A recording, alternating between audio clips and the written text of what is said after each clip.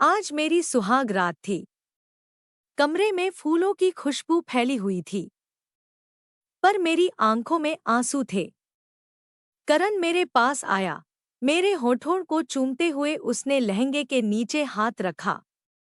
मेरी सांसें तेज हो गईं, लेकिन मेरे दिल से आवाज आई नहीं। मैंने रोते हुए कहा, करण, मैं किसी और से मोहब्बत करती हूँ। मेरे इतना कहते ही उसकी आंखों का रंग बदल गया। प्यार से भरी निगाहें अब गुस्से से जल रही थी। उसने मुझे कसकर पकड़ लिया और कहा, इतना बड़ा धोखा। दोस्तों, यही है मेरी अजब मोहब्बत और नफरत की कहानी। मेरा नाम पूजा है और मैं 25 साल की हूँ। मेरे माँ बाप की तरह हर माँ बाप की एक ही चिंता होती है, बेटी की शादी। लेकिन मैं शादी के नाम से ही डरती थी। मेरी जिंदगी पिछले 2 सालों से गम के सागर में डूबी हुई थी। मैं रवि से जान से भी ज्यादा प्यार करती थी। कॉलेज के 3 साल हमने साथ बिताए। वह मेरा हाथ पकड़कर कहता, पूजा, मैं तुम्हें कभी अकेला नहीं छोड़ूंगा। उसकी बातें सुनकर मैं उसकी बाहों में पिघल जाती। लेकिन किस्मत को कुछ और ही मंजूर था। कॉलेज खत्म हुआ।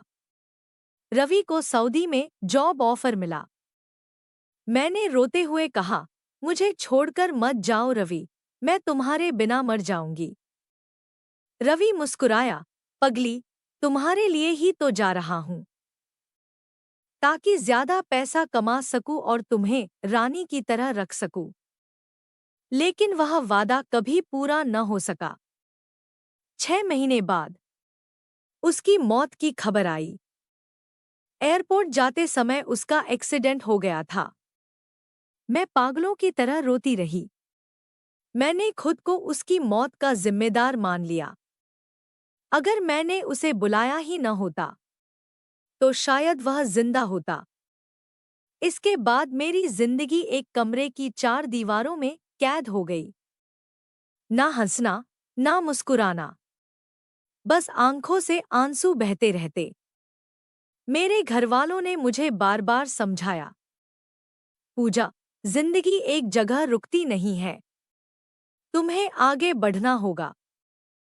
और फिर उन्होंने मेरी शादी तय कर दी करण के साथ। करण एक अच्छा, समझदार और मॉडर्न ख्यालों वाला लड़का। लेकिन मेरे लिए वह अनजान था। मेरे दिल में सिर्फ रवि था। शादी से पहले उसने मुझसे अकेले में मिलने की बात कही। पापा ने खुद मुझे छोड़कर कहा, बेटा, यह वक्त है तुम्हें खुद को संभालने का। मैं सलवार कमीज पहनकर उससे मिलने गई। करण मुस्कुराया और बोला, तुम जीन्स टॉप में और भी खूबसूरत लगोगी। उसने मेरा हाथ पकड़ा। मेरे दिल में हल्की सी सनसनी हुई। शायद 2 साल बाद किसी मर्द का स्पर्श मुझे महसूस हुआ। लेकिन उसी पल मुझे रवि की याद आ गई। करण हमेशा मेरी तारीफ करता, कहता, शादी के बाद तुम्हारे सारे सपनों को पूरा करने में तुम्हारा साथ दूंगा। उसके शब्द अच्छे लगते, लेकिन मेरा दिल अब भी रवि के नाम पर अटका था। शादी हो गई और वो रात भी आ गई, जिससे हर दुल्हन को उम्मीदें होती हैं। लेकिन मेरी हालत बिल्कुल अलग थी। कमरे में करण आया। उसने मेरे हाथ पकड़ते हुए कहा, आज वो दिन आ गया है जिसका मुझे बेसब्री से इंतजार था। उसके चेहरे पर मोहब्बत थी। उसकी सांसें मेरे गले से टकरा रही थी। उसने धीरे से मेरा घूंघट हटाया और मेरे होठों को चूम लिया। लेकिन जैसे ही उसका हाथ मेरे लहंगे के नीचे गया, मेरे दिल की धड़कन थम गई। मेरी आंखों से आंसू बह निकले। करण ने पूछा, क्या हुआ? क्यों रो रही हो? और उसी पल मैंने अपनी माँ की बात भूलकर सच कह दिया, करण, मैं किसी और से मोहब्बत करती हूँ। मेरे शब्दों ने जैसे करण की दुनिया हिला दी। उसकी आंखें लाल हो गईं। उसने मुझे कसकर पकड़ते हुए कहा, इतना बड़ा धोखा। उसकी मोहब्बत नफरत में बदल गई। वह गुस्से से मुझे चूमता रहा, फिर मुझे छोड़कर दूर जा लेटा। उस दिन के बाद से सब बदल गया।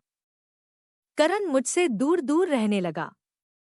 कभी बाल पकड़कर दीवार से लगाता, कभी कहता, तुम अपने यार से मिलने गई थी, है ना? मैं रोकर कहती, करण, ऐसा मत कहो। रवि अब इस दुनिया में नहीं है। लेकिन वह मेरी बातों पर यकीन नहीं करता। एक दिन उसने ऐलान किया, मैं सऊदी जा रहा हूं, 3 महीने का काम है। सासू माँ बोली, नई नई शादी हुई है बेटा, बहू को भी साथ ले जा। और हम दोनों सऊदी आ गए। करण अब भी दूर दूर था, लेकिन कभी कभी उसके चेहरे पर उदासी दिखती। एक दिन वह परेशान होकर घर आया और मेरे हाथ पर एक लिफाफा रख दिया। मैंने खोला। उसमें एक एड्रेस था। करण की आंखों में आंसू थे। उसने कहा, तुम्हारा प्रेमी रवि जिंदा है, इसी पते पर रहता है। मैं तुम्हें उससे मिलवा दूंगा। तुम्हारे प्यार के बीच दीवार नहीं बनूंगा। मेरे पैरों तले जमीन खिसक गई। रवि जिंदा? क्या ये सच हो सकता है? बारिश हो रही थी। हम उस एड्रेस पर पहुंचे। करण ने कहा, पूजा, यही घर है। मैंने दरवाजा खटखटाया और जैसे ही वह शख्स सामने आया, मेरे रोंगटे खड़े हो गए। हाँ, वो रवि ही था। मैं सन्न रह गई।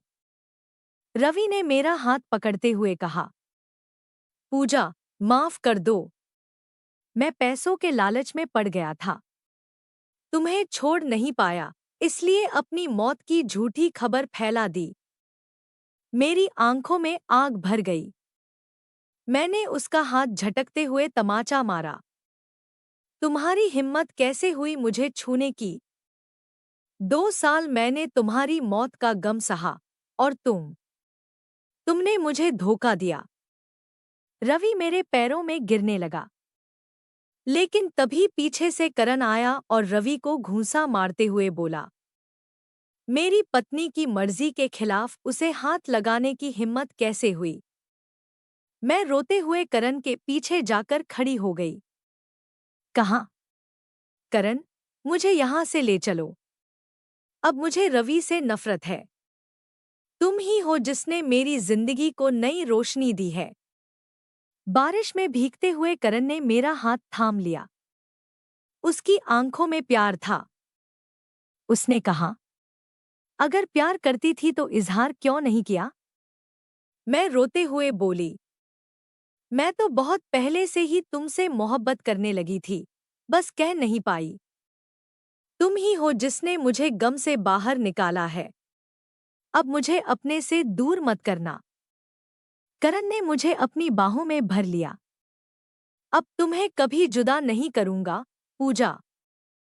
बारिश की बूंदें हमारे इश्क की गवाह बन गईं। पीछे खड़ा रवि हमें देखता रह गया।